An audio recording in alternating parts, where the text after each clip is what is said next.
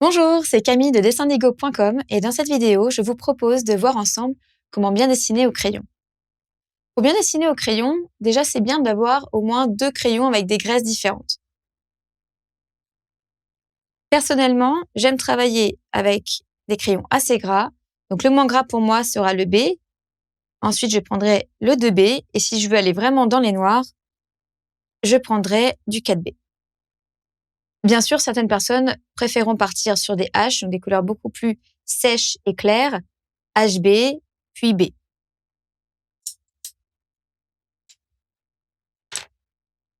Pour bien dessiner au crayon, il faut déjà bien savoir le tenir. Donc, il y a plusieurs façons de le tenir. Déjà, vous pouvez soit le tenir vraiment comme pour écrire. Là, vous le prenez bien comme ça. Sinon, en fonction des effets que vous voulez faire, vous pouvez le prendre aussi de cette manière-là pour travailler en fait plus sur la tranche. Vous pouvez également le tenir vraiment sur le bout pour certains effets. Voilà, ça c'est vraiment pour avoir encore plus lâcher prise, pour avoir quelque chose vraiment de très très léger ou pour trouver des effets qu'on n'a pas forcément quand on l'a en tenue classique d'écriture, puisqu'en tenue classique d'écriture, on a nos habitudes de tenue de crayon et alors un certain contrôle sur l'outil. Et parfois, on veut éviter ce contrôle pour être plus dans le lâcher prise et obtenir des effets très sympas au graphite. Pour cet exemple, je vous propose de dessiner ensemble une pomme. Donc pour bien dessiner au crayon, par exemple pour cette pomme, la pomme c'est quand même un fruit qui est assez arrondi. Voilà, on est dans les rondeurs. Donc il faut aussi avant de dessiner que ça soit le crayon ou un autre outil, mais c'est vraiment tout ce qui est crayon de couleur, le crayon quelque chose qui on a quand même le bois et une sorte de poudre qui va se détacher. C'est pas tout à fait comme le pastel. Il y a des crayons pastel vraiment en format crayon, mais là, c'est un peu moins. Ça fonctionne pas tout à fait pareil. Donc, il faudrait déjà s'entraîner à faire plusieurs cercles, voilà, pour vous de votre côté assouplir votre poignet. Donc, je répète d'ailleurs, ce n'est pas seulement le poignet, ça va être le coude et l'épaule. Vraiment, on est dans l'assouplissement général du corps. Ça a l'air bête, mais c'est vraiment très pratique avant de commencer à dessiner. Voilà. Être vraiment dans la souplesse. Aussi, donc pour être dans la souplesse, donc il y a surtout des cercles à faire, mais nous pouvons aussi travailler la pression du crayon. Donc vous observez, plus je vais appuyer, plus ce sera foncé. Donc là, c'est le résultat avec un B. L'avantage en fait de maîtriser la pression du crayon permet à la fois d'aller progressivement en fait dans votre esquisse, puisque vous pouvez rattraper le dessin assez facilement. Donc je peux poser d'abord ma structure, j'appuie pas trop parce que je ne sais pas encore exactement comment je vais positionner mon image ou ma composition. Je peux revenir dessus sans gommer. Ou alors aussi tout simplement pour gommer, ce sera plus facile que si vous appuyez fort. En fait, après pour gommer, ce sera quand même incrusté dans la feuille. Et là, c'est compliqué, c'est que vous pouvez gommer ce que vous voulez. Il y aura quand même une lumière et une ombre qui seront faits en fait naturellement par la feuille, en fait par la pression, par la gravure. En fait, vous aurez gravé votre feuille. Donc vous vous amusez déjà, à bien faire des ronds, comme ça vous assouplissez. C'est un peu de la petite gymnastique avant de dessiner. Vous vérifiez la pression de votre crayon, ce qui vous permet aussi de savoir, tiens, avec mon B, jusqu'où je vais aussi dans les foncés. Par exemple, si je prends le 4B, je fais la même chose. J'y vais progressivement. Alors déjà, même là, je suis toute légère. Regardez, la même pression qu'ici, qu'au début. Je suis déjà dans les tons, en fait, dans les tonalités, la moyenne, en fait, du B. Et plus je vais y aller, hop, et là, je vais vraiment avoir quelque chose de très, très foncé. Et c'est beaucoup plus gras. Donc, pareil, une chose à savoir quand vous dessinez au crayon, attention où vous posez vos mains. Puisque le coup classique, c'est que la main est posée sur le papier, que si, par exemple, moi, je suis droitière, je commence à dessiner à gauche, c'est comme une sorte de logique pour éviter d'étaler tout mon graphite. Puisque là, si je fais, regarder, avec juste un coup de doigt, voilà. Donc, ce qui peut faire des effets sympas quand c'est voulu, quand ce n'est pas choisi.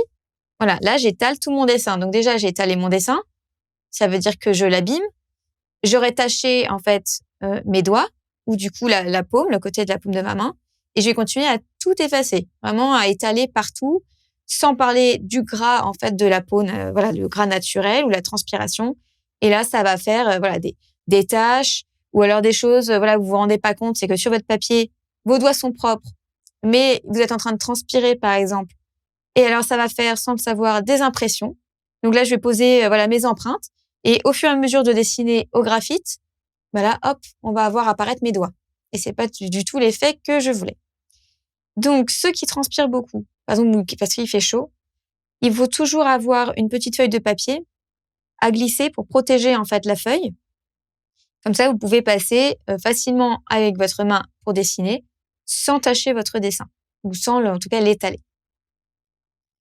Donc voilà, on a vu ensemble donc, le lâcher-prise déjà dans la tenue vraiment du crayon, comment on contrôle la pression. Et là, on va pouvoir attaquer notre pomme.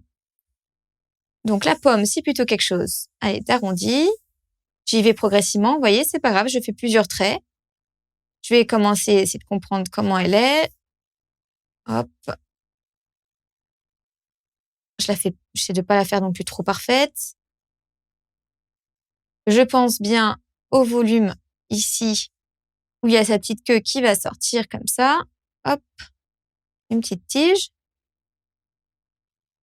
En fonction des pommes, là, par exemple, il peut y avoir des stries. Vous voyez, il y a des pommes qui sont de couleur unie et d'autres, comme la Royal Gala, par exemple, elle a quand même des irrégularités et c'est comme si elle était un peu rayée, la pomme. Je vais essayer de pas trop marquer les contours parce que là, ce que je voudrais, c'est faire monter ses valeurs au crayon à papier. On va dire que la lumière, hop, vient d'ici, vient en haut à gauche. D'accord? Donc, ce qui va se passer, c'est que le petit soleil, il va venir attaquer la surface de cette manière-là. Donc, ce qui veut dire que ici, ça va être très clair. Plus ça va aller, vous voyez, comme c'est arrondi, en fait, ça vient vers nous. Eh bien, là, en fait, la lumière va petit à petit s'estomper et arriver dans l'ombre, puisqu'ici, on a vraiment tout là, en fait, là, en suivant légèrement la courbe, parce que c'est pas totalement un rond, mais tout ça, ça va être assez foncé, en fait. Tout ça, ça va être le plus foncé sera vraiment cette zone-là. Là, ça commence de nouveau à être moyen et à s'éclaircir ici, puisqu'on a le retour de lumière, vous voyez, qui va se faire ici. Je vais faire des petites flèches, mais ici, en fait, il y a un retour de lumière.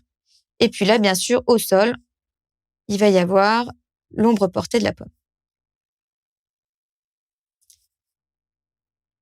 Donc là, pareil, pour bien tenir, en fait, le crayon, pour faire des ombres qui soient assez propres.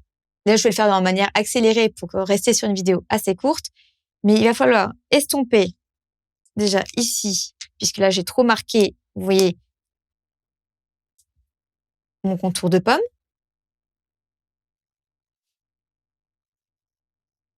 Et on va y aller progressivement. Donc, je vais, comme je disais, travailler la pression, y aller progressivement. Je peux suivre à peu près, il faut que j'imagine en fait d'avoir vraiment la pomme entre les mains. Et petit à petit, je vais monter en valeur. Donc, c'est-à-dire que je vais foncer de plus en plus mon image, mon dessin.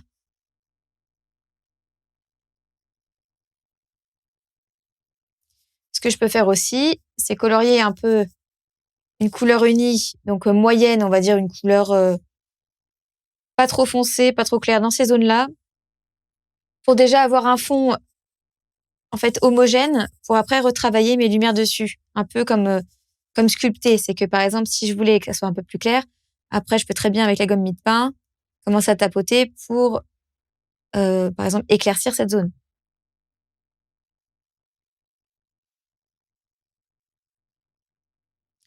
Donc là, j'ai envie de faire des petits essais. Hop.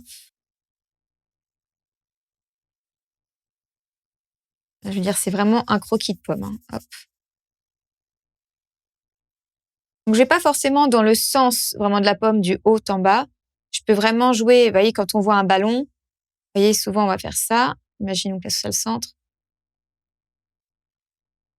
Et il y a, voilà, ici aussi à penser. C'est vraiment comme ça que je vais penser la pomme. Donc là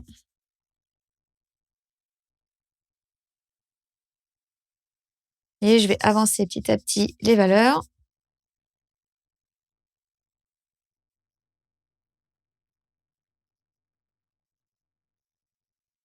Et tout moyen. Il faut pas oublier que j'ai un creux.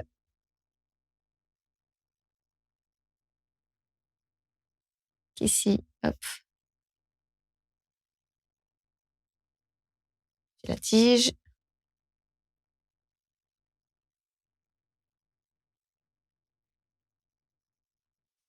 Donc là, ici, c'est vert, c'est juste que j'ai trop appuyé avec mon crayon. Donc c'est en fait le vert du manche qui s'est imprimé. C'est pas grave, je vais gommer.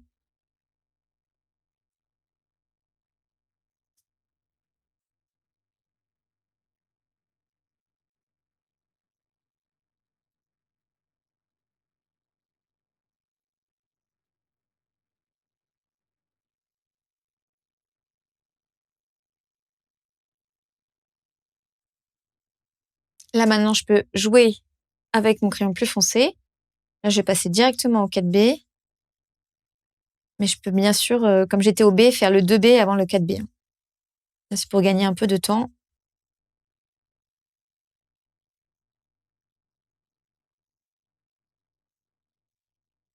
Et là, il va falloir commencer à penser un peu au stries de la pomme. C'est pas toujours régulier. De temps en temps, il y en a. Après, il n'y en a plus. Il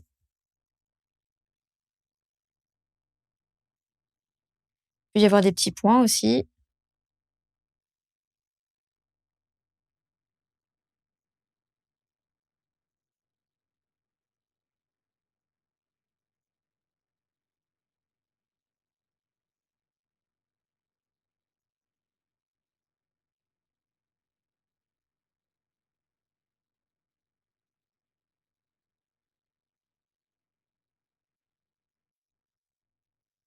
Là, je peux estomper un peu là où c'était plus clair.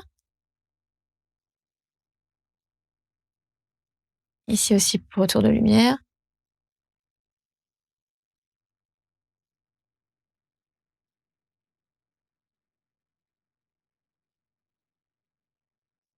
Ne pas oublier mon ombre.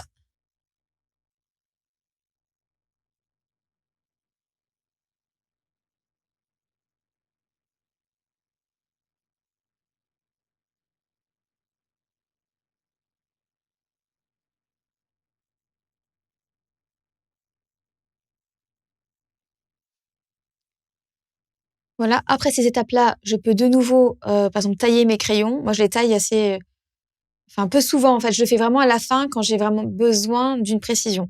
Sinon, j'aime bien, en fait, travailler toujours sur le même côté et après, je vais le tourner quand j'ai besoin d'une précision. Parce que si vous voyez bien, en fait, l'avoir usé toujours sur le même côté, ça me fait comme un angle. Et le côté, c'est beaucoup plus tranchant, beaucoup plus précis. Mais là, comme je travaille un peu sur du grand, je préfère avoir vraiment une pointe bien précise, qu'importe le mouvement que je fais avec mon crayon.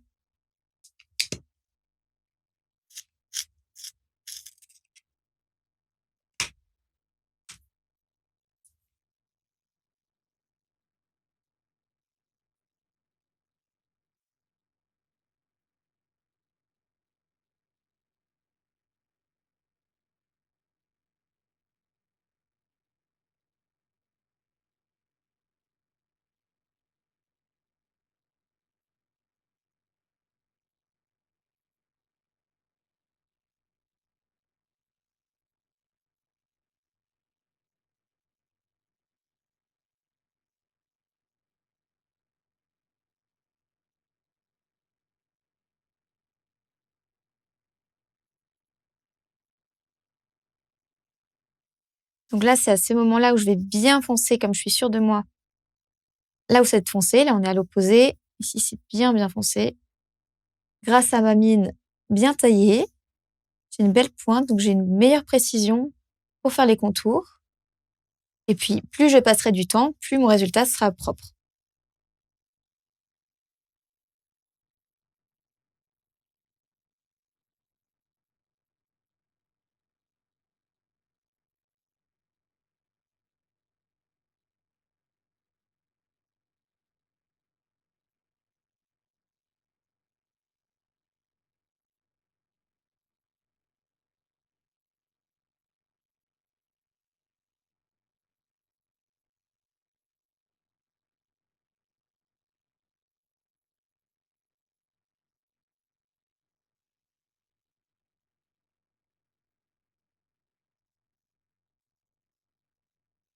Maintenant, je peux gommer légèrement autour. Donc, j'aime beaucoup cet outil-là, la gomme mie-de-pain, parce qu'elle est vraiment précise, en fait. Comme je peux la modeler de la forme que je veux, je peux vraiment faire le tour et faire aussi exercer quelques pressions. Parce que la gomme blanche, elle est très bien, mais vraiment pour les grands espaces, en fait. Dès que c'est précis, le problème, c'est qu'on a tendance à dépasser et à gommer ce qu'il ne faut pas gommer. Donc là, je vais gommer ici, parce qu'on n'a plus besoin de mes explications. Et pas facile d'avoir la précision qu'il faut. Après, il existe des gommes blanches vraiment très fines en bâton, en fait.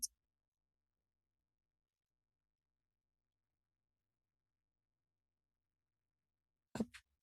Il faut savoir aussi que comme là, j'ai travaillé un crayon très gras, parfois la gomme blanche, au premier coup, elle va pas gommer, elle va étaler un peu le gras. Elle peut pas gommer toutes les surfaces du graphite, à faire petit à petit. Et j'ai pas envie que ça bave.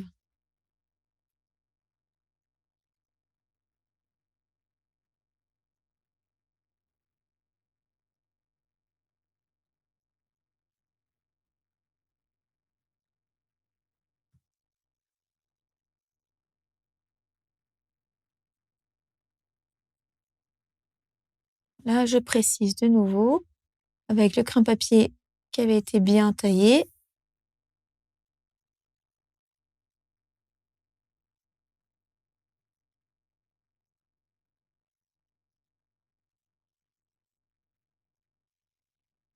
Et voici pour ma pomme. Comme vous l'aurez compris, le crayon est un outil assez polyvalent. En fonction de sa tenue, en fonction de sa pression, vous pouvez obtenir des effets bien différents. C'est un outil accessible à tous et qui est vraiment agréable en fait d'utilisation, surtout quand vous débutez. Ce qui est bien, c'est vraiment de jouer en fait avec les différentes graisses des crayons. Voilà, si vous êtes quelqu'un un peu plus comme moi, vous avez besoin de choses assez foncées et que vous savez bien jouer avec les graisses et que vous n'avez pas peur, voilà, c'est pas mal. Sinon, il vaut mieux travailler avec des choses beaucoup moins grasses parce que vous pourrez gommer plus facilement. Voilà, le problème avec les crayons gras, comme on disait tout à l'heure, c'est que c'est compliqué à gommer, donc à rectifier. Donc si cette vidéo vous a plu, je vous invite à vous abonner à notre chaîne et à cliquer sur la cloche pour ne manquer aucune notification.